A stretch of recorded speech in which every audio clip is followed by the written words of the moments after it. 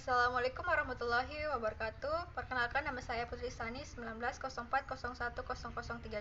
Saya membuat video ini untuk memenuhi UAS. Di sini saya akan menjelaskan profil perusahaan saya, yaitu PT Telkom Indonesia. Yang pertama yaitu mengembangkan strategi dan perencanaan pemasaran. Nah, ada 3 strategi utama pengembangan bisnis digital Telkom itu. Yang pertama yaitu build, grow, dan bull. Melalui strategi bull, Telkom membangun kapasitas infrastruktur digital serta peningkatan kompetensi talenta digital di internal perusahaan sehingga bisa memberikan pelayanan secara optimal kepada masyarakat. Nah, kalau strategi Bro diterapkan Telkom melalui kemitraan strategis yang harus dilakukan perusahaan dengan teknologi skala besar domestik dan global. Sementara penerapan strategi BUI melakukan Telkom melalui sejumlah investasi yang mengutamakan strategi value yang dapat meningkatkan kapasitas digital Telkom Group. Nah, kalau rencana pemasaran dari Telkom Indonesia yaitu yang pertama strategi produk. Nah, untuk memenuhi kebutuhan dan kepuasan pelanggan dengan terus berinovasi, menciptakan produk baru agar pelanggan tidak merasa bosan.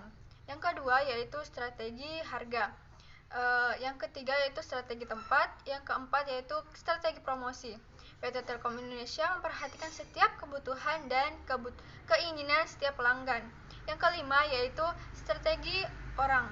PT Telkom Indonesia selalu menjaga kerapian setiap karyawannya agar konsumen merasa tetap nyaman dengan pelayanan yang ramah. Yang keenam yaitu strategi lingkungan atau visit. PT Telkom Indonesia mempunyai desain ruangan yang nyaman dengan struktur warna yang cerah, warna putih dan merah. Yang ketujuh yaitu strategi proses. Yang selanjutnya yaitu customer relationship. Manajemen PT Telkom Indonesia atau Persero Tbk. PT Telekomunikasi Indonesia Tbk adalah sebuah perusahaan yang berbasis teknologi dan semakin berkembang pesat dari tahun ke tahun. Oleh karena itu, PT Telkom Indonesia menyiapkan bisnis yang sudah tersusun dengan matang dalam menghadapi perkembangan bisnis saat ini. Nah, PT Telekomunikasi Indonesia atau Persero Tbk sendiri sudah berusaha dalam melayani pelanggannya dengan baik. Namun, hal ini masih belum cukup dan perlu ditingkatkan secara terus-menerus agar tidak terjadi suatu hambatan pada suatu saat nanti. Disinilah PT Telekomunikasi Indonesia atau Persero menggunakan sistem CRM atau Customer Relationship Management, yaitu Orclaim. CRM sistem yang digunakan ini sangat memberikan solusi bagi PT Telkom Indonesia Persero Tbk di dalam meningkatkan kepuasan pelanggan serta memungkinkan pengambilan keputusan yang lebih cepat dan tepat dalam meminimalisir kesalahan-kesalahan yang ada. Yang selanjutnya yaitu membangun merek yang kuat. Nah, Telkom terus memperkuat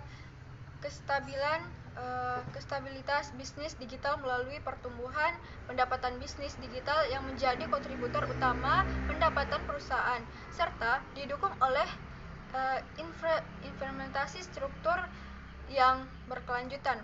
Hal ini juga merupakan upaya telekomunikasi untuk membangun dan meningkatkan merek perusahaan secara kontinu. Nah, Telkom senantiasa melakukan inovasi untuk meningkatkan penerimaan masyarakat terhadap produk dan layanan yang diberikan.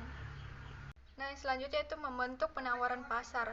Telkomsel menawarkan berbagai layanan dengan kualitas terbaik dan terluas dengan strategi pricing yang rasional melalui konsep more for more, sehingga profitabilitas tetap terjaga.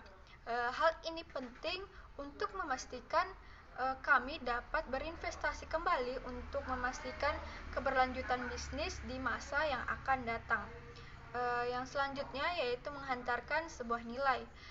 Cara direct selling ini atau TDC, Telesindo Shop menggunakan para Sales Promotion Girl atau SPG dan Sales Promotion Boy atau SPD untuk menjual langsung ke konsumen. Para SPG dan atau SPD SPB biasanya pergi ke tempat-tempat ramai untuk menjual produk ke konsumen seperti pasar, terminal, sekolah, dan tempat yang ada event-event tertentu di pencar negara. Cara menjual melalui Tailor di TDC atau Lesindo Shop menggunakan para sales untuk mendistribusikan produk ke retailer. Kemudian konsumen bisa membeli produk Telkomsel dari para trailer. Setiap sales di TDC atau Telesindo Shop sudah mempunyai wilayah masing-masing untuk membesarkan produk Telkomsel. Nah, yang berikutnya yaitu mengkomunikasikan nilai. Dalam mengenali publik sebagai target sasaran penanganan keluhan pelanggan, PT Telekomunikasi Indonesia terdiri dari segmentasi makro dan mikro atau rumah tangga.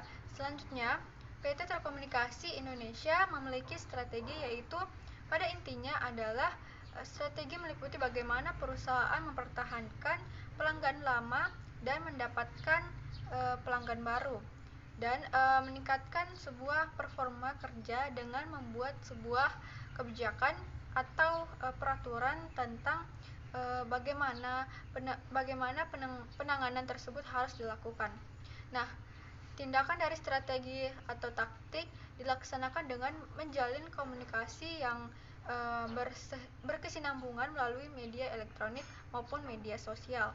Nah, selain menggunakan media yang memang dikelola oleh pusat PT Telekomunikasi, PT Telekomunikasi juga melakukan komunikasi melalui media telepon kantor sendiri, tetapi terdapat juga komunikasi yang dilakukan oleh Telkom dilakukan secara informal. Artinya, ciri khas telekomunikasi yang dilakukan oleh pelanggan dengan perusahaan bisa terlihat dari komunikasi yang dilakukan oleh pelanggan dengan para teknisi. Terkadang apabila pelanggan sudah merasa nyaman dengan seorang teknisi dari perusahaan, maka komunikasi yang berjalan pun akan selaras dan akhirnya timbul feedback positif dari pelanggan. Dan yang selanjutnya yaitu menciptakan pertumbuhan jangka panjang. Nah, PT Telkom Indonesia atau Persero, Rirek Ardiansyah mengatakan bahwa perusahaan memiliki sejumlah rencana strategi untuk jangka panjang, meliputi digital connectivity, digital platform, dan digital service. Pengembangan digital connectivity untuk jangka panjang akan menyasar pada sektor broadband, satelit, dan juga layanan 5G. Sementara untuk digital platform meliputi center call, big data, dan IoT. Saat ini sedang mempersiapkan anak usaha yakni PT Daya Mitra Telekomunikasi melantai di Bursa Efek Indonesia. Rirek belum bisa memastikan waktu pelaksanaan IPO Mitra. Baiklah, itulah penjelasan sedikit dari saya mengenai PT Telkom Indonesia. Kurang lebihnya mohon dimaafkan. Saya akhiri, wassalamualaikum warahmatullahi wabarakatuh.